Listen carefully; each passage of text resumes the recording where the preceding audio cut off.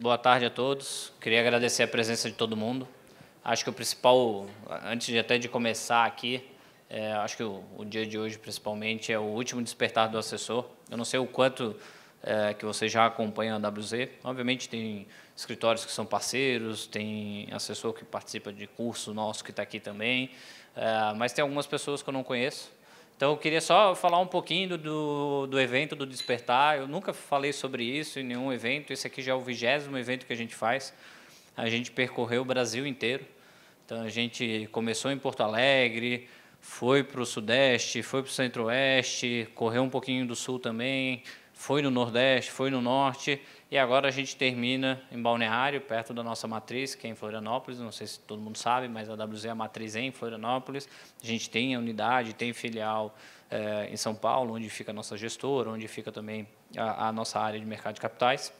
Mas eu acho que o grande ponto aqui, e aí depois eu vou falar um pouquinho mais da WZ, queria falar, até estava tendo uma conversa antes aqui, de da onde que veio o Despertar, por que surgiu o evento Despertar do Assessor, né? Eu acho que o que a gente acompanha há muito tempo, para quem não sabe, a WZ, putz, eu estou há mais de 10 anos no mercado, especificamente no mercado de assessoria, então sou ex-XP, auxiliei a XP lá atrás na estruturação da Wealth, então fui lá no início da Wealth, entrei dentro deles e consegui entender muito bem o modelo, trabalhar junto com os escritórios, junto com os gestores.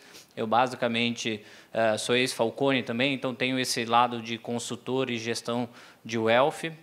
Saí da XP tem um pouquinho mais de 5 anos, fundei a WZ.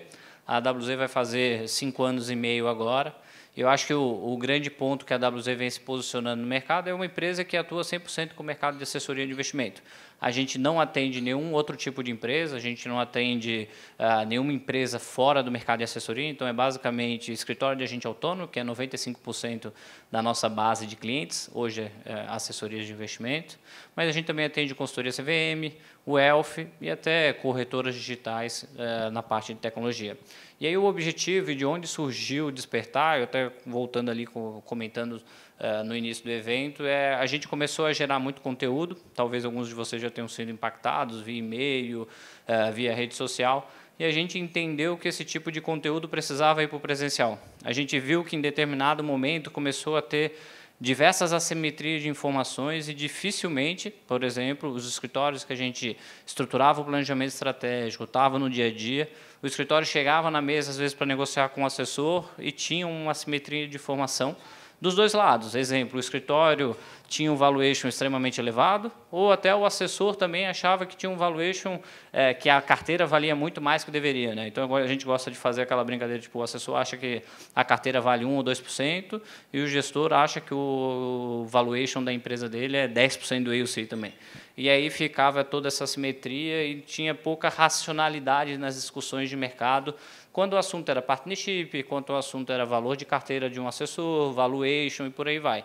Então, a gente foi fazendo conteúdo, o conteúdo foi muito bem recebido pelo mercado, a gente entendeu que a gente tinha que levar essa parte presencial. Obviamente, também tem uma estratégia da WZ de levar a marca para todas as regiões, mas esse evento ele surgiu muito com esse objetivo de, putz, vamos levar isso no presencial também, vamos levar isso mais próximo dos assessores e vamos estruturar como se fosse um curso de um dia para os assessores que estão em determinadas regiões. Então, esse é o 20º evento, agradeço. É o último evento do Despertar. A partir do semestre que vem, a gente vai começar com outro evento. A gente, inclusive, está gravando aqui, mas fiquem tranquilos, as perguntas de vocês vão ser gravadas, não vão ser disponibilizadas. Depois, a gente vai abrir para vocês sobre perguntas e respostas, né? Perfeito. Falando um pouquinho da WZ, para quem não conhece, a WZ, como eu falei, vai fazer 5 anos e meio de história atendendo os escritórios. A gente já atendeu mais de 200 assessorias nesses um pouquinho mais de 5 anos. Hoje são mais de 100 assessorias parceiras da WZ e a gente tem mais de 8.000 assessores impactados pelos nossos conteúdos. Então, um exemplo é o relatório setorial. Não sei o quanto que vocês acompanham ou já leram o relatório setorial, mas a gente liberou o relatório setorial tem acho que 2 ou 3 semanas, se eu não me engano, da parte 2, e já tem mais de 8.000 acessos.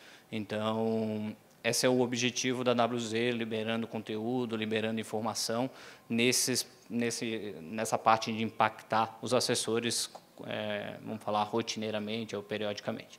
Perfeito? Falando um pouquinho da estrutura societária da AWZ, a AWZ ela basicamente tem 2 grupos de sócio. Então, são os sócios executivos, onde eu sou o representante desses sócios executivos, que são os majoritários e quem toca a empresa no dia a dia. Mas a gente também tem um fundo de private equity que está dentro da estrutura da holding da AWZ, que é a Vectis. Não sei o quanto que vocês conhecem a Vectis, mas a Vectis ela é uma companhia de investimento que ela foi estruturada basicamente pelo Alexandre Aoud e pelo Patrick O'Grady. O Alexandre é um ex-diretor do Itaú, já foi presidente do Deutsche Bank, e o Patrick foi sócio do BTG por 15 anos e também sócio da XP. Lá dentro da XP ele auxiliou na estruturação do partnership e até na fundação da asset da XP, que é a XP Gestão. Perfeito? Logo que o Patrick saiu, é a época que fundou a Wealth da XP, que é a antiga XPA, que foi onde eu entrei e entrei lá no início para estruturar a parte de Wealth, como eu comentei. Hoje, depois desse momento, basicamente a AWZ ela tem 4 vertentes, uma nem está aqui, inclusive, que é a parte de tecnologia, a parte de consultoria, que é uma parte onde a gente assume todo o middle dos escritórios, e a parte de fundos e holdings, que é já prevendo a resolução, a gente tende a se tornar sócio de alguns escritórios, então para isso a gente estruturou uma holding, ou a gente ainda não sabe se essa holding vai virar um fundo, que é onde a gente vai comprar participação em determinados escritórios que estejam fazendo um trabalho bem feito. Perfeito.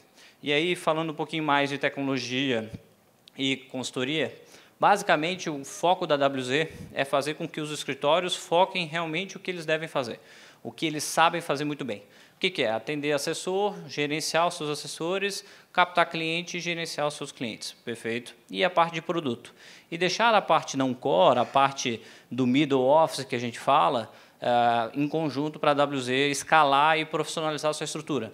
Então, a gente assume tudo que é financeiro do escritório, tudo que é jurídico, tudo que é gerenciamento, BI e por aí vai. Então, a AWZ, a gente faz a contabilidade do escritório de assessoria, então a gente tem uma empresa de contabilidade que faz a contabilidade do escritório, a gente faz a tesouraria do escritório.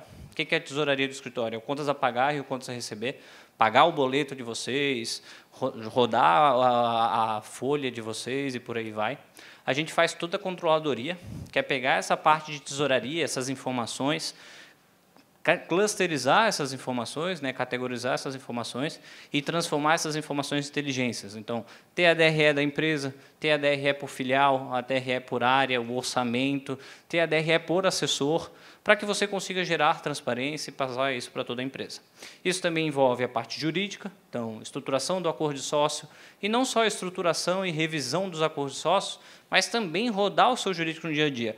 Felipe, estou precisando contratar alguém. Nosso jurídico vai pegar, vai colocar o contrato em linha com a negociação que foi feita com aquela pessoa e até como uma forma de validação. Então, muitos parceiros hoje da AWZ usam a AWZ como uma forma de validação.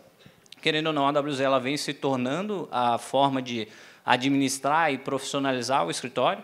Então, muitos dos nossos parceiros acabam utilizando isso como, ó, cara, eu tenho um terceiro aqui que está transformando ou divulgando essa DRE, que está fazendo um contrato, porque a gente sabe que tem muita assimetria, às vezes, entre o assessor e vamos falar, o gestor do escritório.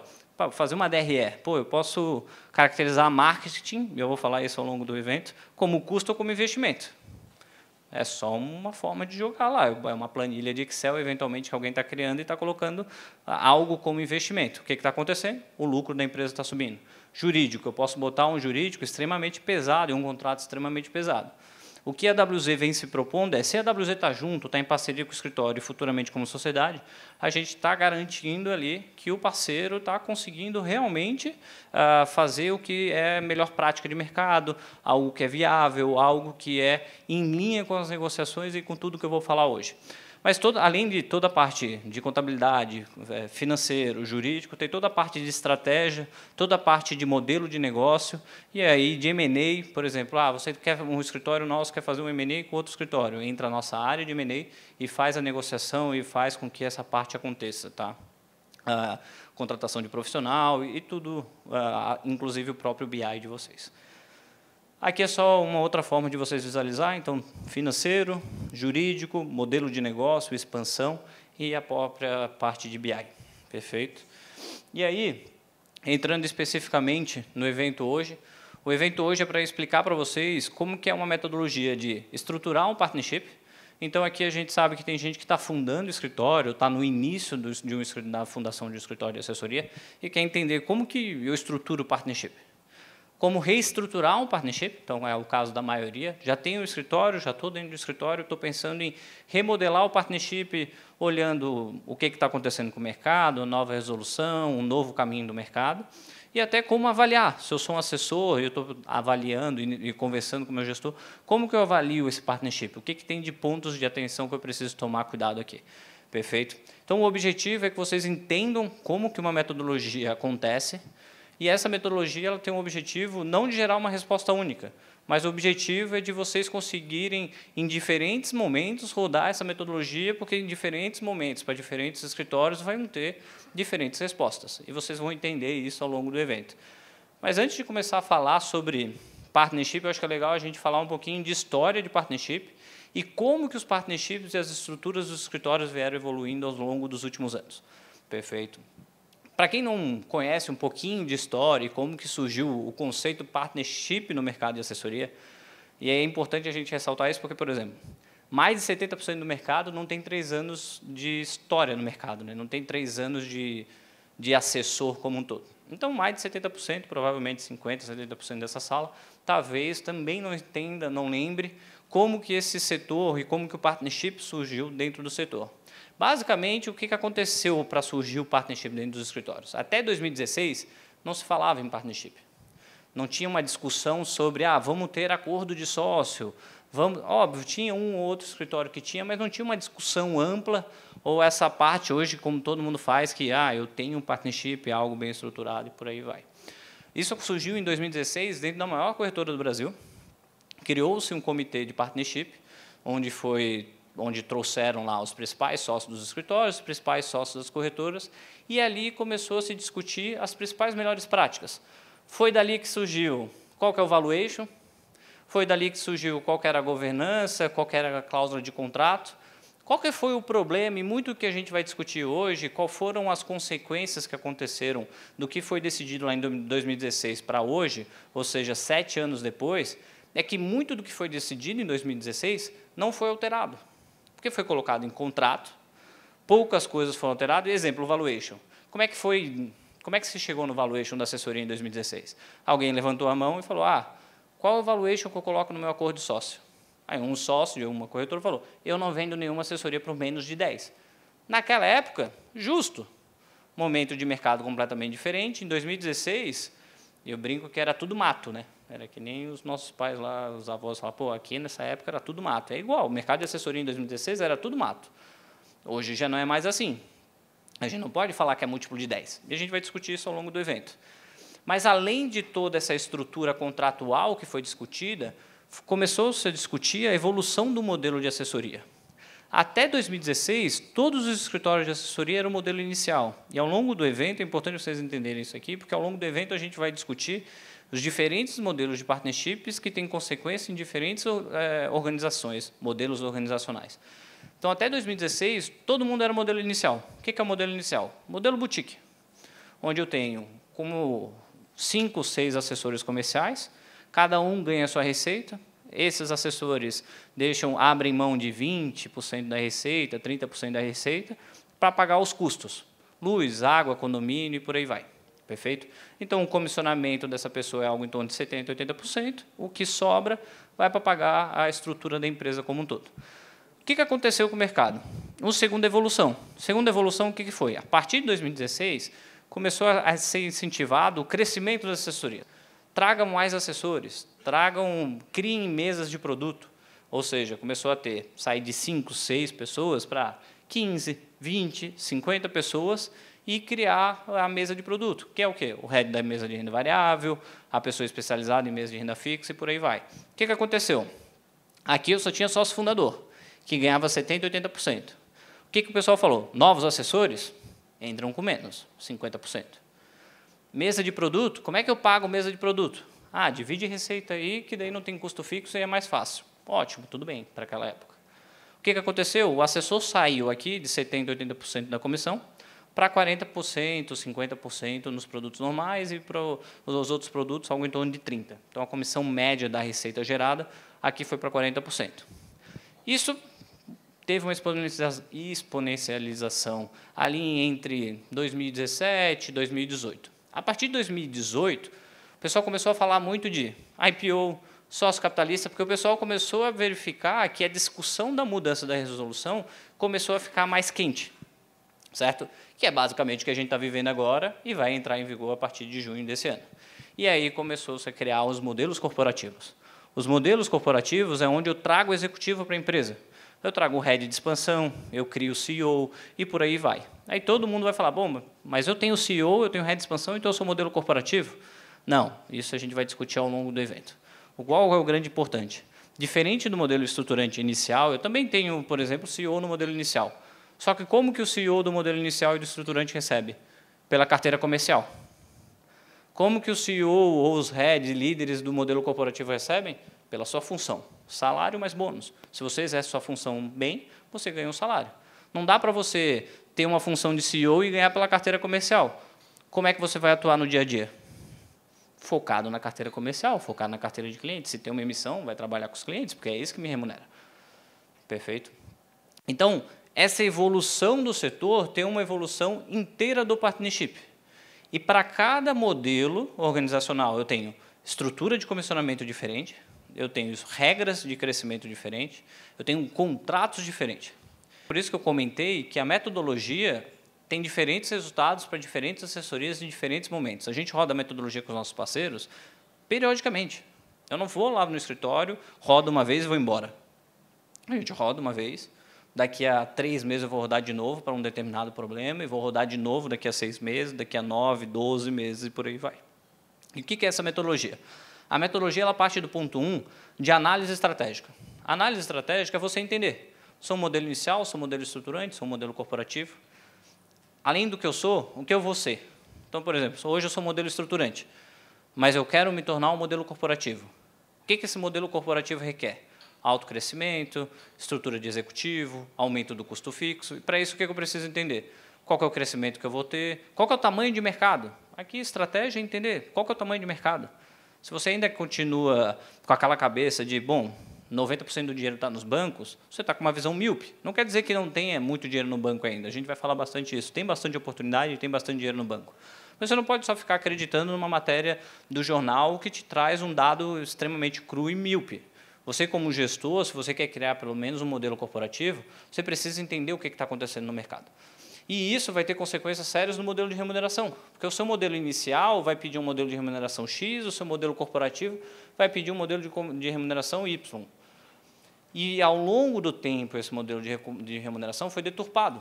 E eu vou explicar isso. O que a gente tem? Modelos corporativos que pagam o assessor muito pouco e acabam incentivando o assessor a voltar lá para o modelo inicial.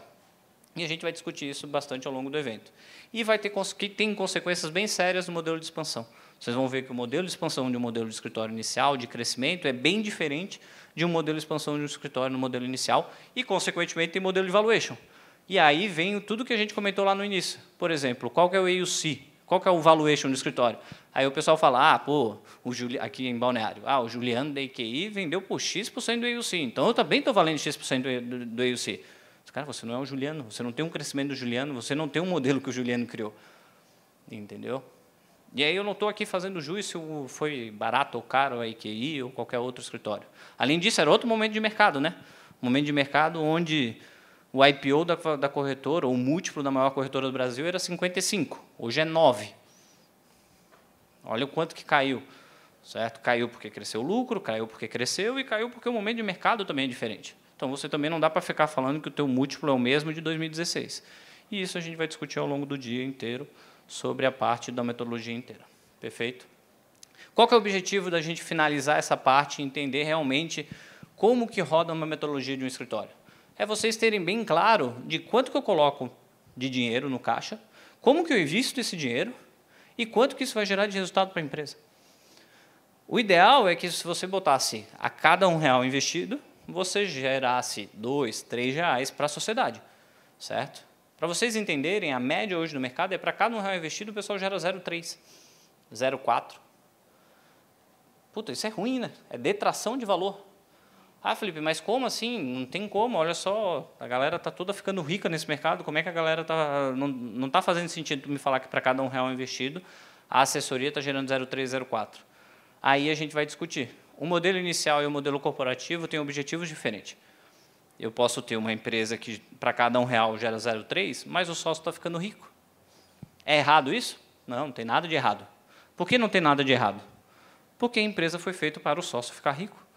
E, cara, ótimo. É uma empresa de dividendos, por exemplo. Uma empresa de alto crescimento de equity, ela é feita para a sociedade crescer, para o valor da empresa crescer. Então, se eu botar R$1, tem que gerar R$2, R$3. Perfeito? Tem que gerar alto crescimento. Então, não dá para a empresa do modelo corporativo vender que é modelo corporativo e atuar igual ao modelo inicial e estruturante. Você é detrator de valor, você se perdeu ao longo do caminho.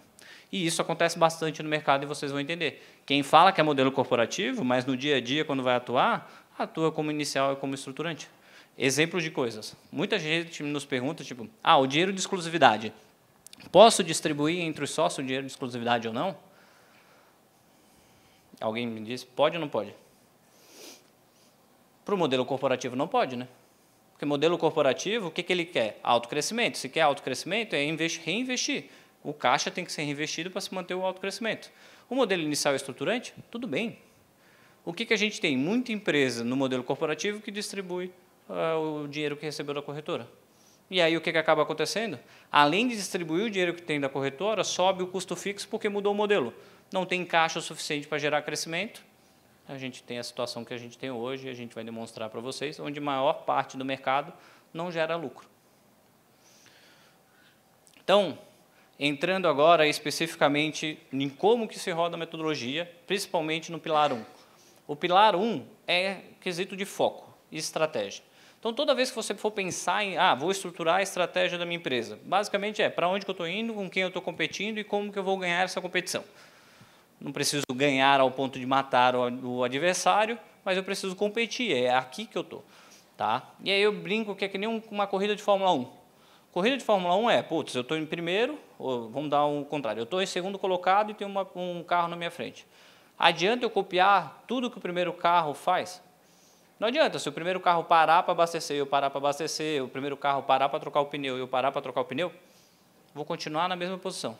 A não ser que tenha alguma mágica ali no box que aconteça, que normalmente não é o suficiente para fazer o ponteiro virar, porque a distância é muito alta, né? Qual que é a distância muito alta? A maior parte dos escritórios hoje, quando quer estruturar um partnership, o que faz? Ou vai na corretora, ou copia o modelo do grande. Se está grande e está muito distante de você, você copiar, você vai continuar atrás. Muito difícil você mudar a estratégia para competir, copiar a estratégia para competir, fazer algo e crescer da mesma forma ou conseguir alcançar o grande. Perfeito? E ao longo do evento, vocês vão ver que a maior parte dos escritórios tem o mesmo modelo. O que muda? Muda um pouquinho ali, tipo, um X, 5%, 10% no comissionamento. Mas o discurso é igual, a regra é igual, tudo é igual. Por quê? Porque todo mundo foi lá em 2016, pegou as melhores práticas, padronizou aquelas melhores práticas, e aí foi saindo um pouquinho ali, sabe? Então vou mudar esse ponto, vou mudar esse ponto. Mas esqueceu de olhar toda a consequência no modelo da empresa como um todo. E aí, qual que é o primeiro ponto para analisar a estratégia do escritório? É você entender qual que é o tamanho de mercado de uma assessoria ou qual que é o tamanho ou potencial de mercado de uma empresa no Brasil. Quando a gente fala potencial de mercado, mais uma vez, é foco. Então, o que é foco? A parte de olhar foco é olhar qual que é o mercado core de uma empresa de assessoria. O mercado core de uma empresa de assessoria é pessoa física. Tá? Isso não quer dizer que vocês não podem atuar em PJ, não podem atuar em Previdência e não devem atuar com outros produtos. O ponto é, 80% da receita de vocês vai vir dos clientes pessoa física. Estatisticamente, se eu pego todas as DRS de todas as empresas de assessorias, muito provavelmente vai ser isso. Felipe, mas eu atuo muito bem com o PJ e não é esse 80-20. Bom, você é uma exceção e provavelmente, talvez você não cresça tanto em pessoa física como o mercado também cresça. E aí, são detalhes de você entender o que é vantagem competitiva. Ninguém está falando sobre alocar o seu caixa, né? Ninguém está falando que você não deve alocar caixa, ou que você não deve investir no crescimento de outras linhas de receita. Você deve crescer em outras linhas de receita. Mas exemplo que a gente gosta de dar também. Em 2020, muita assessoria pegou lá X% do caixa, 50%, 60% do caixa e botou em PJ. Contratou um monte de gerente de PJ e esse gerente de PJ não virou da forma como deveria virar. O que aconteceu? Não gerou o ROI que deveria gerar. Você poderia ter focado em outros projetos que deveriam ter gerado mais e poderiam ter gerado mais retorno do que realmente gerou. Então, o que a gente está falando não quer dizer que você não tem que investir em PJ, só que não vai investir 60%, 70% do seu caixa. Não vou apostar maior parte das minhas fichas em algo que eu não tenho vantagem competitiva. É mais ou menos essa linha. E aí, qual que é o mercado core? O mercado é pessoa física, é só olhar as corretoras. A receita deles, majoritariamente, vem pela pessoa física. Ao longo do tempo, isso pode mudar, pode passar de 80-20 para 70-30, 60-40, mas dificilmente dentro de uma assessoria a gente vai ver algo 50-50 ou algo nesse estilo diferente. O assessor, principalmente, ainda vai ter o seu diferencial ou o seu core no mercado pessoa física. E qual que é o tamanho do mercado pessoa física no Brasil? O mercado pessoa física no Brasil fechou o terceiro trimestre de 2022 com 4,8 trilhões. Tá? Esse terceiro trimestre de 2022, ano contra ano, ou seja, olhando o terceiro trimestre de 2021, cresceu 8% no ano. O que a gente quer dizer com esse 8%? Esse 8% quer dizer que, se você não tivesse feito nada, não tivesse captado o cliente, não tivesse perdido o cliente, em tese, sua base deveria ter crescido 8%. Tá? O mercado de assessoria, na média, no último ano, cresceu 20%, alguns 18%, alguns 22%. Tá? Então, organicamente, o seu crescimento, ao longo dos anos, na média do mercado de assessoria, é 10%. E aqui a gente fala que esse é o grande ponto do mercado, né? O grande tesão do mercado de assessoria é esse. É um mercado que, organicamente, ele cresce muito bem e eu também tenho capacidade de crescer inorganicamente. Então, se você não fizer nada de errado, né, ou se você não captar e se você não perder cliente, sua receita vai crescer 10% ao ano se o ROA permanecer constante. Putz, tirando a gente que está aqui nessa sala que trabalha com o mercado de assessoria, você conhece alguém de alguma outra profissão que funcione assim? Não, né? Todo mundo tem muitos altos e baixos, certo? E isso é muito natural e isso é muito importante vocês entenderem, porque, putz, isso aqui é copo meio cheio, copo meio vazio. O que a gente quer dizer é, daqui a X anos, só a receita vai ter dobrado. E aqui a gente vai mostrar um pouco sobre isso. É crescimento composto como um todo. O que é importante entender? Esses 4,8 trilhões, eles são segmentados entre diferentes segmentos. E aqui, por que é importante a gente entender isso? Porque aqui entra mais uma vez a vantagem competitiva. Você, assessor, você, assessoria, onde que você tem vantagem competitiva? Em qual segmento? Então, desse 4,8 trilhões, a gente separa o mercado pessoa física no Brasil entre varejo, alta renda e private. O mercado entre varejo, alta renda e private, ele é separado no mercado pessoa física e eu consigo comparar esses segmentos nas três vertentes entre competição, rentabilidade e aquisição. Então, toda vez que você for se posicionar no mercado, você analisa sobre essas três frentes. Então, como que eu vou adquirir o cliente desse segmento, com quem eu estou competindo e qual que é a rentabilidade que esse cliente vai me gerar. O mercado varejo é completamente diferente do mercado alta renda e private. O mercado varejo, qual que é a grande diferença? O mercado varejo, você investe em adquirir esse cliente normalmente direto. Certo? Esse é um cliente que normalmente migra mais entre instituição. Certo? Ele é um cliente que é muito difícil você atender ele de forma personalizada, então ele é muito via digital. Tá? E esse é o detalhe de você entender o segmento do varejo. Muita gente foi crescendo e investindo no mercado varejo pelo simples motivo de olhar, por exemplo, poucos escritórios atuando no mercado varejo. Quem que atuou no mercado varejo ou por muito tempo foi referência no mercado varejo? Eu quero investir, que é aqui da região, inclusive. Ela foi essa referência e ainda continua sendo uma referência de iniciar no mercado varejo. Pô, o Juliano botou blog lá em 2012. Mas o blog funciona hoje? Cara, com certeza funciona, ou talvez seja até uma obrigação, mas não da forma como performava em 2012. Perfeito. O que é importante vocês entenderem aqui? Muita assessoria foi entrar nesse mercado de varejo porque falou, poucos escritórios atuam no varejo, mas esqueceu de olhar todo o mercado. Quem que atua no varejo? O banco, a corretora, todas as corretoras, qualquer fintech. Então, a grande característica do mercado varejo de adquisição de cliente direto é que você tem pouca competição, você tem muita competição e tem pouca barreira de entrada. E por mais que a rentabilidade, o ROA desse cliente seja alto, dificilmente esse cliente ele é atrativo para o assessor. Vamos falar, putz, vale a pena um assessor de até R$100 mil sair de casa, pegar o carro, pagar estacionamento, pagar um café, atender um cliente de R$100 mil. A gente sabe que ao longo do ano esse cliente não vai se pagar. Perfeito? Então, você precisa ter escala para atender esse cliente.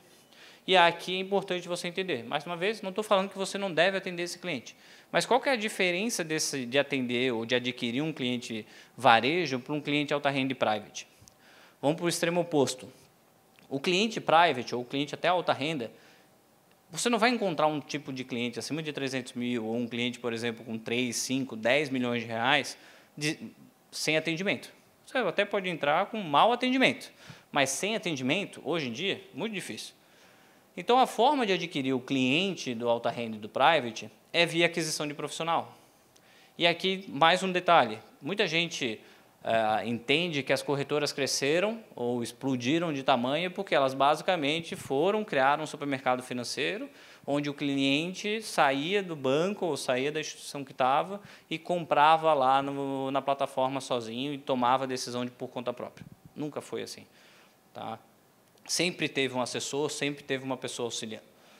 E a escala das corretoras, vou dar exemplo da própria XP. Antes do Itaú, o negócio era basicamente, tinha um pouquinho menos de 100 bi. Hoje está batendo um tri. Como é que teve esse crescimento tão rápido? Nem a Charles Schwab, que aqui a XP, por exemplo, se espelha, teve um crescimento tão rápido como a XP teve. E a XP conseguiu fazer isso muito bem, porque depois do Itaú ela conseguiu descentralizar a parte do caixa dela, ou seja, fazer mútuo com os escritórios, acordo de exclusividade, incentivar os escritórios. E os escritórios fizeram o quê? Tomaram basicamente todos os profissionais que existiam na região.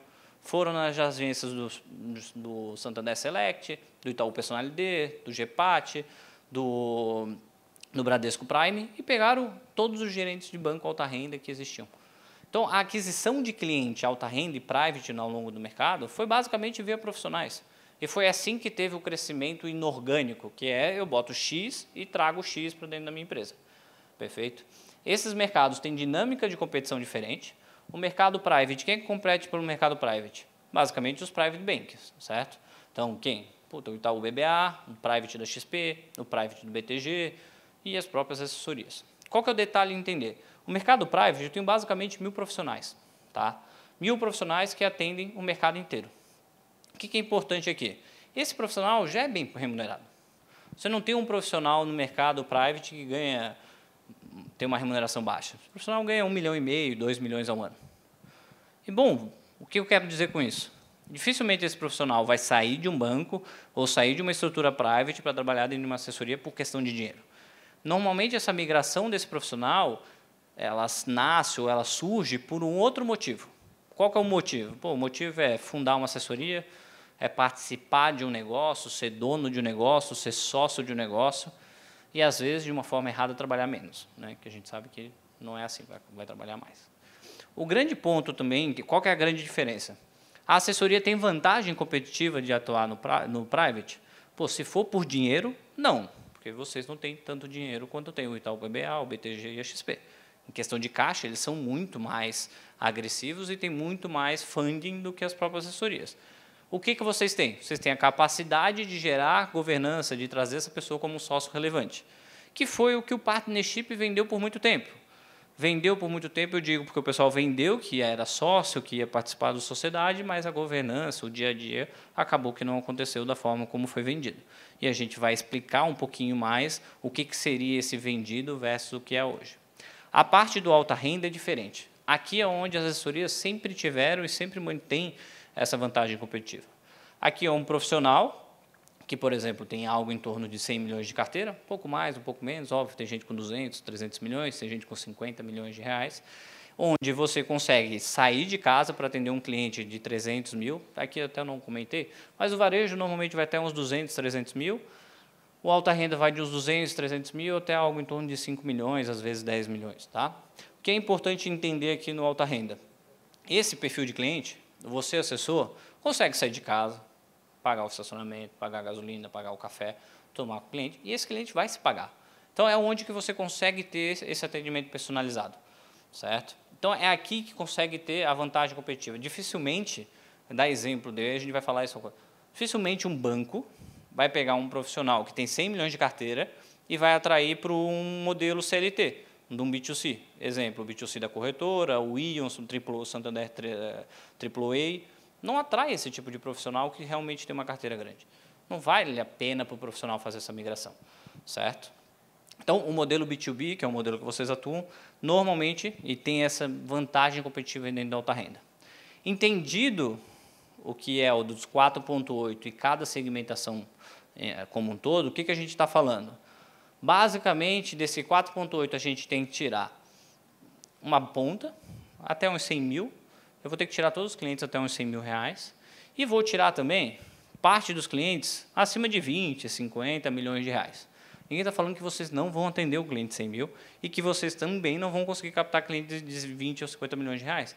O que a gente está falando é vantagem competitiva, é que consistentemente você vai captar esse tipo de cliente. Então, por exemplo, todo mundo atende cliente até 100 mil reais. Quer exemplo? Grupo familiar. Você captou um cliente de 1, 2, 3 milhões e tem um filho, tem a mulher, tem um primo. Você, no grupo familiar, ok, vai estar atendendo. Mesma coisa num cliente de 20, 50 milhões. Você vai atender, às vezes você tem 1, 2, 3 clientes numa base de um assessor, 30 num escritório grande, inclusive. Mas você capta toda semana um cliente de 20, 30 milhões de reais? Capta todo mês um cliente de 20, 30 milhões de reais? Não. O cliente que você capta recorrentemente é o cliente alta renda, ou pelo menos deveria ser, que é o cliente que você tem vantagem competitiva. Então, se a gente tira os extremos, quanto que fica esse tamanho no mercado de assessoria brasileiro? Ele fica basicamente 1,8, 1,9 trilhão de reais. Tá? Esse mercado, se crescer, o que cresce a base Ambima até 2030, ou seja, algo em torno de 10% ao ano, ele vai chegar a 4,5 trilhões. Basicamente, o que a gente está falando, se você tem um mercado, você tem uma carteira de 50 milhões de reais, se você ficar parado em 2030, você vai ter mais de 100 milhões de reais de carteira. Mais uma vez, aqui é o grande negócio do mercado de assessoria. Organicamente, até 2030, você vai crescer mais de 2 vezes a sua receita, se o ROA permanecer constante. Perfeito. E aí você vai ver que desse 1,9, o mercado de assessoria inteiro vai passar para 4,5. Então, aqui acho que é o grande negócio como um todo no mercado de assessoria. Mas dentro desse mercado de assessoria, eu não estou falando que, por exemplo, Balneário tem esse tamanho de mercado. Eu preciso entender desse 1,9 tri, quanto que está aqui em Balneário? Perfeito. E, além disso, dentro desse mercado, eu também preciso entender quem está competindo por ele. Quem compete por esse mercado de 1,9 tri? Não é só vocês, profissionais, que estão dentro de uma assessoria. É também o profissional B2C. O profissional B2C é aquele profissional CLT. Vou dar exemplo. O gerente de banco, o Ion, o Santander AAA, o XP Anywhere, o BTG Advisor. Esses profissionais são profissionais CLTs. Esses profissionais são a parte verde escura.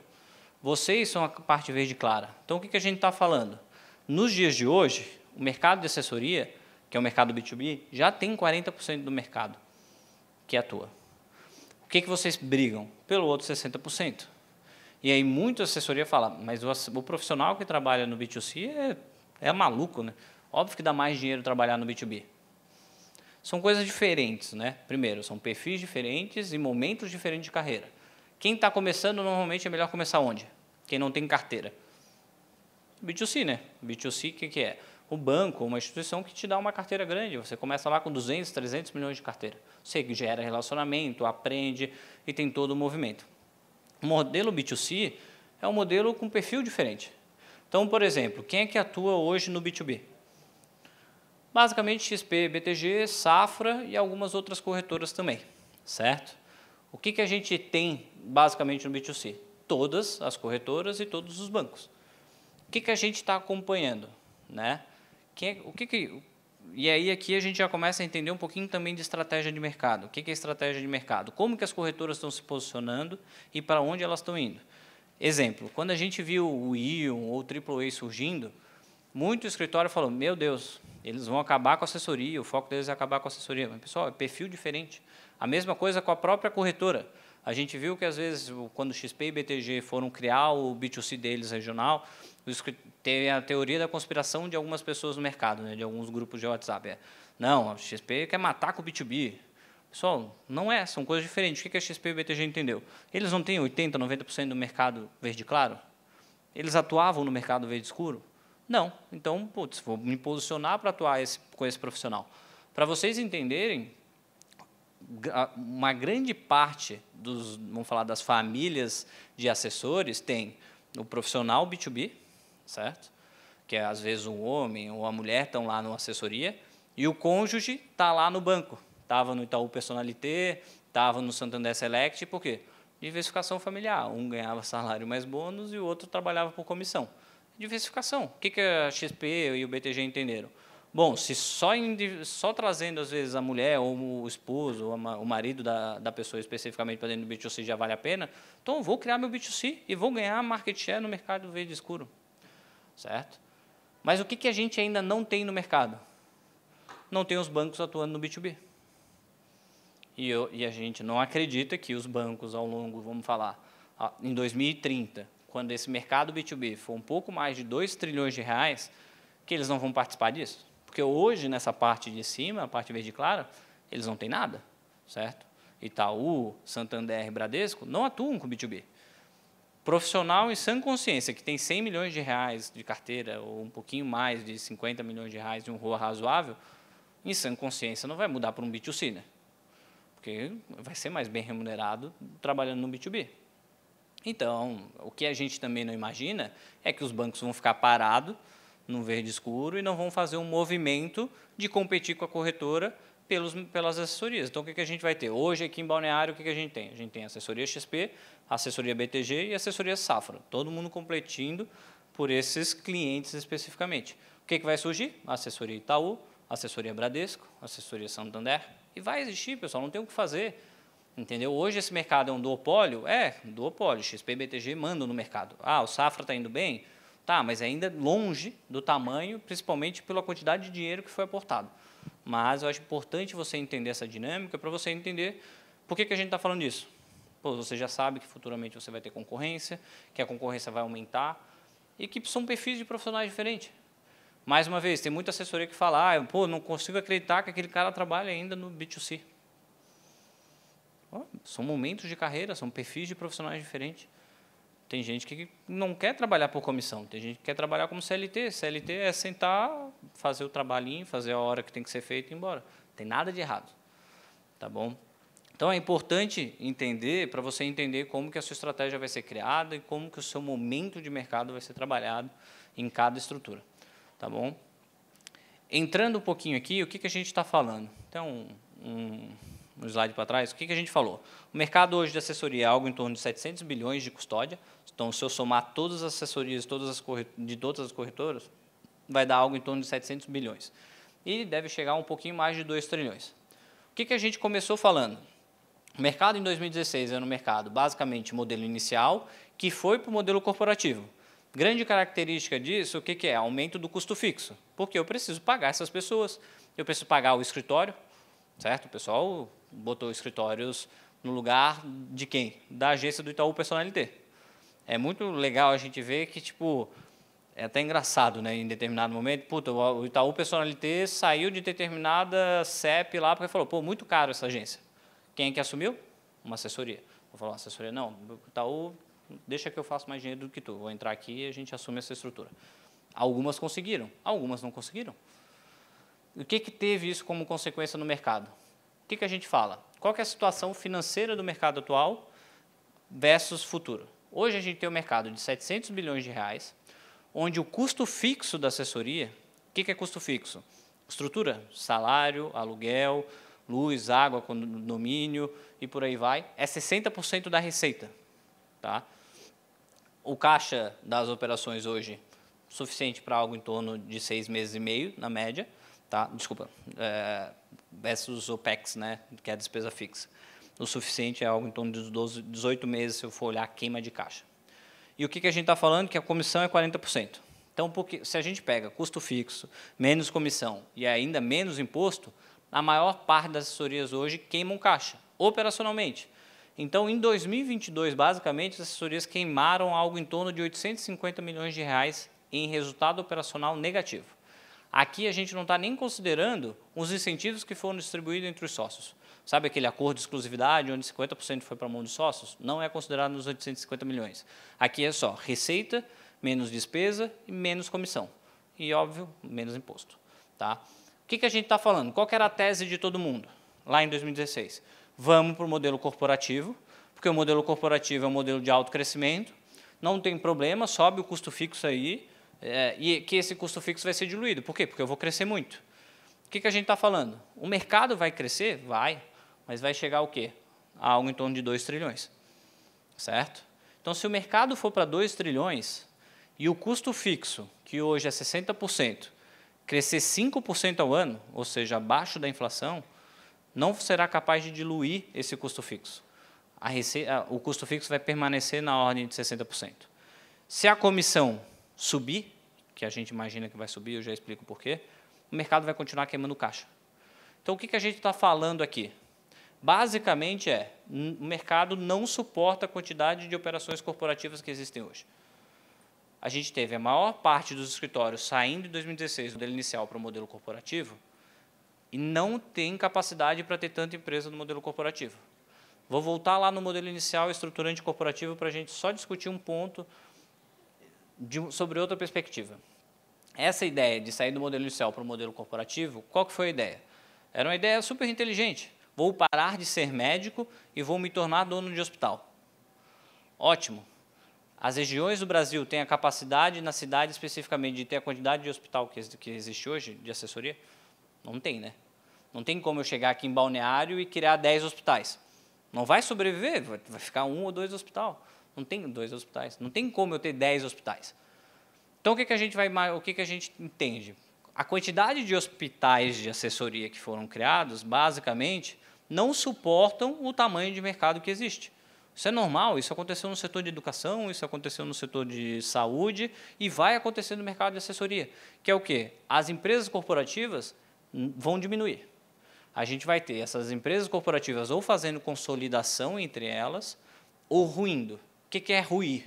Ruir é, eu estou trabalhando no modelo corporativo, no hospital, e eu sou médico.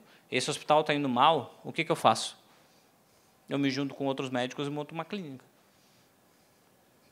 Simples. Clínica eu posso ter quantas eu quiser. Então, existe uma tese no mercado que a gente discorda, que a tese é o seguinte, hoje existem 1000 assessorias. Tá? Dessas 1000 assessorias, não tem capacidade, vai diminuir essas 1000 assessorias para 200 assessorias. A gente entende que não. Não é a tese em diminuir só a quantidade absoluta de assessoria. É basicamente diminuir o número de estruturas corporativas. Eu posso até aumentar o número de assessoria, desde que seja no modelo inicial. Não tem nada de errado. E isso é uma deturpação que aconteceu no modelo ao longo do tempo. O que é a deturpação que aconteceu no modelo ao longo do tempo? Quantas vezes a gente já escutou no mercado que ou você trabalhava no modelo corporativo ou você ia falir. Ou você faz a fusão aqui comigo, ou, cara, você ao longo do tempo vai morrer. Não tem como morrer, pessoal. Uma clínica, você já viu uma clínica, um médico que atende bem o cliente falir? Não, se ele ganha bem, tem uma carteira de clientes boas, faz o atendimento bem, não vai falir. Perfeito? Outra deturpação que aconteceu ao longo do tempo. Qual que é a deturpação que aconteceu ao longo do tempo? O modelo de remuneração. No modelo inicial, quanto que ganha um assessor? 70%, 80%. No modelo corporativo, quanto que ganha um assessor? Na média. 40%, às vezes menos, às vezes mais. Óbvio que depende de cada segmento. Né? Qual que é o grande ponto aqui? Você entender como que esse modelo corporativo é capaz de reter as pessoas, porque senão as pessoas vão lá voltar para o modelo inicial. E aí é o que vai acontecer com o mercado. Por isso que a gente acredita na tendência que o comissionamento não vai permanecer 40%. O comissionamento, em determinado momento, vai voltar pelo menos para algo em torno de 50% a 60%. A demanda, o que a gente acabou de discutir, a demanda não vai aumentar? A oferta de profissionais vai aumentar? Não, né? Aquele negócio que a gente escuta no mercado que é tipo, a gente vai ter 150 mil profissionais, 50 mil profissionais, cara, totalmente inviável. Mas no mercado americano tem um monte. Sim, o mercado americano é 100 vezes maior que o mercado brasileiro. O mercado americano tem 100 trilhões de dólares investidos, mais, tá? 120 e pouquinhos. O Brasil tem nem 1 trilhão. Tá, agora que o dólar caiu, talvez tenha 1 trilhão de dólares investido. 1 trilhão de dólares. Então, importante entender, depois a gente vai disponibilizar essa apresentação para todo mundo que está aqui, e todo mundo que está nos assistindo também, agora depois pelo YouTube, é você entender qual que é a média de IUC por tamanho de profissional. Vai estar sempre entrando e saindo profissionais, pessoal.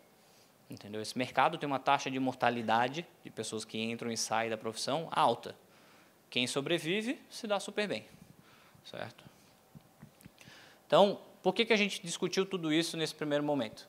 Para a gente conseguir entender qual que é a estratégia da empresa. Qual que era a estratégia de todo mundo até esse momento, ou até ano passado, pelo menos? Modelo corporativo. Todos os escritórios estavam querendo... a gente tem um partnership super bem estruturado. Todos têm um partnership super bem estruturado. A gente tem super áreas super bem estruturadas. A gente tem um financeiro super bem feito. Quando você vai olhar a cozinha, não está tão bem feito assim. Certo? O que vocês têm que entender? Por exemplo, muita gente, e agora tem cada vez mais, a AWS vem recebendo, escritório que está no modelo corporativo, fala assim, cara, eu não quero mais modelo corporativo. Eu não quero mais esse negócio aqui, dá trabalho pra caramba. Porque fundar uma empresa de assessoria é fácil. O que você precisa para fundar uma empresa de assessoria? Pô, uma equipe de 400, 500 milhões funda qualquer assessoria hoje, certo? Em qualquer corretora, XP ou BTG. Talvez essa régua vá subindo ao longo do tempo, mas consegue fundar. O que é muito difícil de fazer? Criar uma empresa no modelo corporativo. É fácil criar uma clínica. É muito difícil criar um hospital. Não à toa, você não vê 10 hospitais em várias cidades. Então, essa é a importância. E depois, você vai ter hospitais especializados. Né? Você tem hospital especializado em, sei lá, infantil. Né? Tem vários outros tipos de hospitais que são especializados. Não vários hospitais que fazem a mesma coisa. Não adianta. O que é isso? É ter que ainda não existe no Brasil, ter uma assessoria focada em PJ, uma assessoria focada em pessoa física e por aí vai. Por que a gente discutiu isso? Toda vez que você for pensar em estratégia, você tem que lembrar dos modelos e qual o segmento que você vai atuar e como que você vai estruturar a sua empresa. Porque isso vai ter sérias consequências no modelo de remuneração da empresa inteira. Porque é a partir daqui que você vai começar a dimensionar quanto que você vai pagar ao assessor, como que o assessor é remunerado, como que você remunera os executivos e por aí vai. Uma empresa que tem um modelo inicial estruturante corporativo remunera as pessoas completamente diferente. Certo? Porque aqui eu vou ter só comercial, basicamente no modelo inicial, aqui eu já tenho mesa de produto, aqui eu tenho outros assessores além dos fundadores, e aqui eu tenho executivos. Não vou me aprofundar nesse modelo, mas o grande ponto aqui de vocês entenderem é qual que é a grande diferença entre o modelo inicial e estruturante corporativo. No modelo corporativo, eu tenho pessoas focadas em crescimento e em lucro. Modelo inicial e estruturante, está todo mundo focado em quê? Receita. Porque como é que você ganha? Percentual da receita. O assessor ganha o quê? Comissionamento. Fiz 100 mil reais de receita, se a minha comissão é 50%, eu ganho 50 mil. Certo? Óbvio que tem os impostos e tudo mais aqui envolvido ainda. No estruturante, o que eu adicionei? Mesa de produto e outros comerciais. Como que eu ganho? Como que a mesa de produto ganha? Percentual da receita dos assessores. Aí eu trago outra pessoa, mais percentual da receita. Aí fica, desculpa a palavra, mas é como se o assessor fosse a vaca leiteira, né? Todo mundo vai lá e dá uma mordidinha para pegar um pouquinho ali como um todo. O modelo corporativo é completamente diferente. O modelo corporativo ele tem uma outra característica. Eu tenho pessoas focadas como executivos em fazer o modelo crescer. Qual que é o detalhe que aconteceu no mercado? Mais uma vez, as pessoas, porque criaram o modelo corporativo, acham que o assessor que está no modelo corporativo tem que ganhar menos. E aí o que acontece nesse mercado? A gente começou a ter os assessores que estão aqui no modelo corporativo que ganham menos se fundasse a própria assessoria. E, pessoal, conta de padeiro funciona às vezes, né? A maior parte das vezes não funciona, mas às vezes vai funcionar. E essa conta de padeiro, a maior parte dos assessores que estão nesse modelo corporativo se junta uma equipe, fala, pô, é mais fácil eu fundar uma empresa de assessoria e ganhar 80% da comissão, 100%, ser dono de 100% da minha empresa, do que eu ficar ganhando 40% e não ser dono de quase nada. Tá? Num valuation, que aí a gente vai discutir se é barato ou caro. Então, é importante entender isso. Por que a gente está falando? Porque se você for criar um modelo corporativo, você não tem que pensar só em crescimento, que foi o que aconteceu muito no mercado. Cresce, cresce, cresce, cresce, cresce, e agora a gente está vendo se os escritórios são capazes de reter a equipe. O modelo corporativo, ele tem que ser capaz de remunerar esse profissional tanto ou mais do que se ele fosse para o modelo inicial. O profissional ele tem que chegar no modelo corporativo e fazer o seguinte, olha só, se eu fizer a conta de modelo inicial, não vale a pena, então eu vou ficar no modelo corporativo. Certo? E aqui é esse ponto de os dois lados terem a simetria de informação e conseguirem fazer essa conta. E aí muitos escritórios nos perguntam, Felipe, mas como é que eu crio um modelo corporativo sem tirar a comissão do assessor? Muito difícil. Como é que eu não consigo baixar? Que nem todo mundo cria qualquer empresa. você não vai ver um executivo ou uma empresa como um todo crescendo o custo fixo da empresa e só botando comercial para... Não, a empresa vai crescendo as vendas, vai fazendo as contratações acontecerem e conforme essas contratações vão acontecendo, eu vou gerenciando a empresa. Eu não subo o custo fixo de uma vez e tiro de um lugar só. Perfeito. O crescimento do modelo inicial para o modelo corporativo que aconteceu de uma forma acelerada demais e numa quantidade superdimensionada para o tamanho de mercado que é o mercado brasileiro. E esse foi o grande erro. Perfeito. E aí eu entro na parte de comissão. Então, a gente falou de modelo e a gente fala não só de estrutura organizacional, mas a gente também falou de segmentação. O assessor, por diferentes segmentos, ele também deveria ter uma remuneração diferente. Exemplo que a gente gosta de dar. A maior parte do mercado, como é que funciona? Todo mundo ganha igual, né? Se você entrar dentro da sua assessoria, provavelmente a sua comissão é igual à de todo mundo. Exemplo, se você ganha 40%, o outro também ganha 40%. Qual que é a diferença? O tamanho do PL. Mas, pessoal, a gente não falou que a segmentação é super importante? Um profissional private ganha de uma forma diferente? E aqui eu gosto de dar exemplos para vocês entenderem. Se você vai numa empresa que tem característica varejo, o que é característica de varejo? O assessor não capta o cliente. O assessor senta na mesa, recebe o lead ou recebe o cliente e ele trabalha. Da onde é que é o custo de aquisição do cliente? Onde é que está? Está na empresa. Esse assessor vai ganhar menos que 50%. É justo que isso aconteça. O custo de aquisição está na empresa. O assessor ganhar menos que 50% é normal, certo? Do outro lado, eu tenho um private. O private, o que é? É a pessoa que já tem um relacionamento com o cliente, já atende esse cliente. E aí, sim, se você for em empresas privates, quanto que essas pessoas ganham? Mais que 50%, certo? E no alta renda, que é a média de mercado, onde já tem luva, já tem incentivo, como tem luva, tem incentivo, você também tem que deixar uma parte que é os 50%. E aqui a gente vai começar a avançar na grande pergunta de R$1 milhão, né? Quanto que vale a carteira de um assessor? Se você é um assessor alta renda e quer receber 80%, você não está deixando quase nada para a empresa, certo? Você está deixando 20% da margem variável. Se eu tirar os custos fixos, água, luz, condomínio, a estrutura física, os executivos da empresa, talvez não fique quase nada para a empresa. Então, o assessor precisa entender isso. Precisa entender qual que é o segmento, o que eu faço. Por exemplo, não dá para um assessor varejo que recebe carteira de cliente e fala assim, então, Felipe, se tu falou que o modelo inicial ganha 70%, 80%, então eu tenho que ganhar 70%, 80%. Eu falo, tá bom, então vai lá e funda a tua assessoria e ganha 70%, 80%. Você não capta cliente, como é que você vai ganhar 70%, 80%? Não dá para um assessor varejo achar que vai ganhar 70%, 80%. Certo? A mesma coisa serve para o assessor alta renda. Se você é um assessor alta renda, provavelmente você também não tem a capacidade de fundar a assessoria. Talvez não seja o momento. Então, o que você tem que fazer? Se desenvolver sua carteira de cliente, o perfil da sua carteira de cliente para se tornar um assessor private. Um assessor private não é pelo PL, é pela quantidade de clientes que você tem naquele segmento. Tá? Exemplo, se eu pego qualquer assessoria, qualquer escritório, óbvio que sempre por AUC todo mundo é private. O mundo é concentrado, certo? Se o mundo é concentrado, sempre vai ter a maior parte do patrimônio private. Exemplo, Brasil. A maior parte do patrimônio, tirando só o último trimestre, sempre foi private. Por quê? Porque a maior parte do patrimônio estava na mão de quem?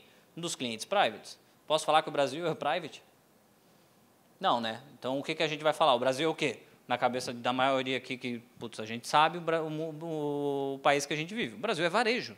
Não tem o que falar. Se você for na rua ali e conversar com a maior parte das pessoas, é difícil, mas é verdade. A maior parte das pessoas não tem 100 mil reais investido. Então, o Brasil é varejo, não tem o que falar. As pessoas não têm 200 mil reais investido. Você também. Se você quer falar se você é varejo, alta renda ou private, você tem que olhar a quantidade de clientes que você atende em determinado segmento. Não um PL. Se mais de 50% dos seus clientes estão em determinado segmento, é ali onde você vai estar. Perfeito? E aqui só um disclaimer, tá, pessoal? Não se ofendam com o que a gente está querendo dizer aqui, que é falar o seguinte, Felipe, então tu está falando que eu não sou private, mas eu sou private. Não, você atende cliente alta renda como private. Mas esse é quesito de atendimento, de marketing, de posicionamento e deve continuar assim. Porque o banco atende o cliente alta renda como varejo, você atende o cliente alta renda como private, e ótimo, é isso que tem que ser feito. Certo? Mas você só vai ser private quando o quê? Quando você atuar com os clientes acima de 5 e 10 milhões de reais, que tem ROA baixo e que geram dinheiro mesmo em mercado de capitais. E todo mundo consegue fazer isso. É o conceito supernova, né? Você ir abrindo mão de clientes ao longo da sua carreira e em 5, 10 anos se tornar um assessor private com uma carteira de 500, 600, 700 milhões de reais. Tá bom? O que é importante entender? Por que eu falo isso? Porque aí a gente entra para responder a pergunta: quanto que vale a carteira de um assessor? A carteira de um assessor sempre vai depender de alguém que está comprando. Então, aqui é um exemplo de um assessor saindo de um local e indo para outro local. Quanto que vale a carteira desse assessor? Quanto que esse assessor gera de receita para a empresa. Normalmente, como é que eu calculo essa receita? Pego o AUC desse assessor, multiplico pelo ROA e tenho a receita. Dessa receita, eu tenho que tirar os impostos, tenho que tirar a comissão, ou seja, se você tem 50% de comissão, eu tenho que tirar a sua comissão daqui. E tem a despesa fixa. Despesa fixa, o que é? A sala que você trabalha. Sabe aquele aluguel lá que era do Itaú Personalité? Agora sai do bolso do assessor também. Ou você acha que é só a empresa que paga? Alguém está pagando essa conta, certo? Esses dias ainda vi um vídeo de um cara comemorando, tipo, para os clientes, que para mim é uma bizarrice. Aqui a gente tem uma adega de vinho e, puta, essa adega é super cheia de vinho. Eu falei, caramba, mostrando isso para o cliente. Óbvio que quem está pagando isso é o cliente, sabe, essa festa da adega de vinho. Mas tudo bem, cada um tem a sua racionalidade e faz o marketing da forma como quer. Se está captando, mete bala, né? Basicamente é isso. O que a gente quer dizer com isso é, essa despesa fixa, pessoal, precisa ser rateada. A gente vai falar sobre o rateio dessa despesa fixa. Muitas vezes, o gestor faz toda a conta e para aqui na margem de contribuição. Ou seja, vou contratar uma pessoa, eu não considero o custo fixo. Eu vou lá, olho um assessor, 100 milhões de carteira, com 50% de comissionamento, ou seja, metade é meu e metade é do assessor. E esquece de olhar a despesa fixa. Por quê? A despesa fixa é dada, já está ali. E aí, acontece que a gente acabou de demonstrar alguns slides atrás, que é basicamente qual que é o lucro que está gerando para essa operação. A maior parte das operações do Brasil não geram lucro. Por quê? Porque o custo fixo estava dado, mas é o custo fixo que tira o dinheiro das operações hoje, não é a comissão. Certo? E, ao mesmo tempo, o assessor. Muitas vezes a gente dá mentoria, a gente faz curso, a gente faz evento, e o assessor fala, mas eu não tenho culpa dessa despesa fixa. Por que tu vai tirar isso da minha receita para calcular o meu valor? Porque alguém tem que pagar isso. A empresa existe, esse custo tem que ser pago. E esse custo tem que ser rateado. O assessor tem que entender que ele tem um custo. Aí, às vezes, a gente vê depois que o pessoal vem no evento da WZ, vai lá fazer a conta e bota 0 na despesa fixa. Ah, não, mas o gestor, ele já, aquele custo fixo já está lá, é dele isso daí, ele que pague. Pô, mas vai pagar como isso, entendeu? Tem que pagar isso com o dinheiro que vem da carteira do assessor, do rateio que tem que ser feito. Então, esse é o resultado operacional que deixa dentro da empresa. Além do resultado operacional, existe todo o resultado não operacional. O resultado não operacional vem dos acordos com a corretora, dos bônus que a corretora paga para o escritório. É tipo, se o escritório captar 100 milhões, a corretora dá 1 milhão de bônus. Não é essa métrica comum, mas aqui só para facilitar é como se fosse 1% de bônus para cada milhão captado externamente, certo? E aqui a gente vai trazer um exemplo para vocês entenderem. Desculpa. Aqui eu já falei do resultado operacional, mas o que eu queria falar é um pouquinho que é. Beleza, isso é a sua DRE. Então, qual que é o resultado de um profissional? É o resultado que se deixa ao longo do tempo. Qual que é esse tempo? O que você assina em contrato. Se você assinar um contrato com lock-up, não compete, não solicite, por aí vai, é o tempo que está em contrato, é o acordo que você tem. Outro caso, a gente tem casos esdrúxulos, assim, é normal a gente pegar. Assessor que quer 80% de receita, de comissionamento, quer equity, quer luva, não quer assinar, não compete, não solicite, lock-up. Não tem como, né? Quer tudo, quer comissionamento alto, equity, incentivo e não quer assinar nenhum prazo de retenção. Daí não dá. A mesma coisa é assessor que quer 80% de comissionamento e quer um equity gigantesco, com luvas gigantescas. Também não faz sentido. Certo? O que aconteceu no mercado? Nem a empresa fazia conta. Tem muito gestor que, quando a gente fala que a carteira não vale 1%, eu vou provar para você, fala assim, claro que vale, Felipe. A corretora me paga 1% pelo dinheiro que eu trago. Óbvio que vale 1%. Por mais que eu gere aqui, que eu zere no resultado operacional, no resultado não operacional, pelo menos esse assessor pagou. Lembrando, resultado não operacional vem só de dinheiro de fora e não é para o resto da vida. E ele normalmente já tem uma parte comprometida. Exemplo, não adianta de nada você receber um resultado não operacional de 1 milhão e distribuir esse 1 milhão. que foi o que os escritórios fizeram, não ficou nada no caixa. Então, esse resultado, esse assessor, não ficou nada para a empresa. Então, não adiantou de nada. Certo? Então, para a empresa, esse 1 milhão não deveria ser considerado. Para o sócio, daí é um outro caso, que é aquilo que a gente falou, que é a empresa para ganhar dinheiro. Só para resumir mais uma vez, resultado operacional vai até o EBIT, daqui como uma forma de mensuração, e o resultado não... E como é que a gente calcula, né? Desculpa, como é que a gente calcula esse resultado não operacional? Aqui eu trago um exemplo. Pega uma carteira de 100 milhões de reais, para simplificar, que começa com 100 milhões e termina com 100 milhões, e que tem ROA constante de 0,5. Basicamente, gera 500 mil reais de receita, eu tiro os impostos sobre receita, PIS, COFINS e ISS, normalmente 8,5%, tá, se eu não me engano, vai para 455 mil reais de receita líquida, vamos falar que o assessor recebe 50% da comissão da receita líquida, vai dar 227 mil reais, eu vou ter uma margem de contribuição de 227 mil, fica 227 mil para o escritório e 227 mil para o assessor. O que o escritório faz? Vou assinar 3 anos com esse profissional, eu pego esse 227 e multiplico por 3. A maior parte dos escritórios de gestores no Brasil fizeram isso e continuam fazendo. Esquecem do custo fixo. Não, o custo fixo está dado. Esse custo fixo nunca se diluiu. E, como a gente mostrou, não foi capaz de se diluir. Mas, se a gente tirar a despesa fixa desse assessor, é algo em torno de 127 mil que esse assessor gerou de resultado operacional para a empresa no primeiro ano. O que é importante entender? Existe o resultado não operacional. Vamos falar que esse assessor ele era um gerente de banco e esses 100 milhões veio lá do banco, ou seja, é tudo dinheiro novo. E que o escritório ganhava 1% para cada milhão captado, ou seja, o escritório ganhou 1 milhão de reais. Só que os sócios têm uma política, até comum, de distribuir 50% do dinheiro que vem da corretora. Ou seja, já tem um acordo desses 1 milhão, 500 mil vai para o bolso dos sócios. Então, o que fica para a empresa é 500 mil. Certo? Agora, vamos falar o caso que a gente falou. O assessor que eu paguei 1 milhão por ele. 1% da carteira, ou seja, 1 milhão de reais. No primeiro ano, daí eu vou tirar os impostos sobre o lucro, né? CSLL e RPJ. Esse assessor no primeiro ano gera 427 mil reais. Tá? Bom, primeiro ano, todo mundo sabe que ninguém dá lucro, né, no primeiro ano. Mas daí o profissional fala, bom, beleza, mas eu não vou ficar 1 ano aqui com o escritório, eu tenho 3 anos, vou ficar 4 anos. Normalmente é o tempo para fazer o break-even, porque se no primeiro ano eu gerei 427 mil de prejuízo, no segundo ano eu vou gerar um pouquinho de lucro, no terceiro eu vou começar a gerar lucro, e aí o que acaba acontecendo? O assessor sai e vai para outro lugar. E aí chega no 0,3 que eu comentei lá no início da apresentação. Perfeito. E aí, por isso que é importante, antes de entrar no coffee break, por isso que é importante a gente ter essa conversa e essa simetria de informação. Para o assessor não vir aqui, como a gente falou, querer 80% de comissão, querer 1, 2% da carteira em equity e luva e querer toda a estrutura como um todo. Certo? O que acaba acontecendo aqui também, para trazer um exemplo para vocês? Eu brinco que algumas assessorias começaram a brincar de comprar e vender carro, fazer com o assessor. O que faz? Esse 1 milhão, às vezes é dinheiro, às vezes é equity. Então, é como se eu estivesse falando o seguinte, beleza, eu fiz a conta desse assessor e cheguei que para esse assessor me gerar um ROI de 2 ou 3, a conta dele não é 1 milhão, é 300 mil, vamos falar. Só que esse assessor quer porque quer 1 milhão.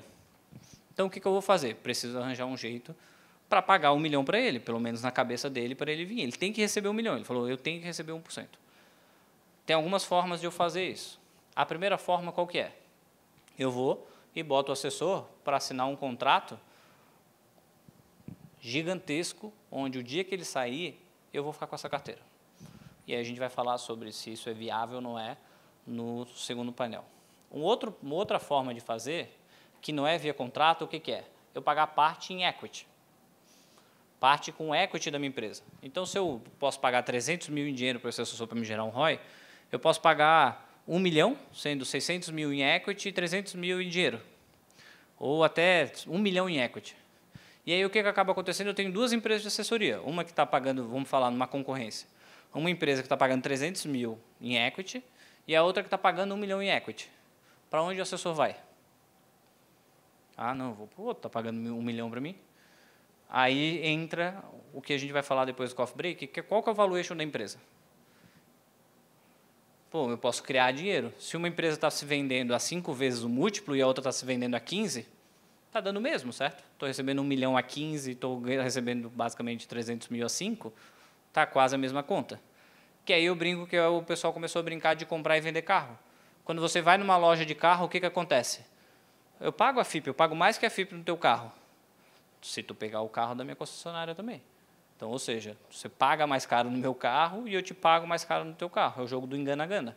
O assessor recebe mais e paga mais. Em determinado momento do mercado, e agora está começando a mudar um pouco, porque os assessores começaram a se questionar, o mercado de assessoria foi o único mercado que os assessores gostavam de pagar caro.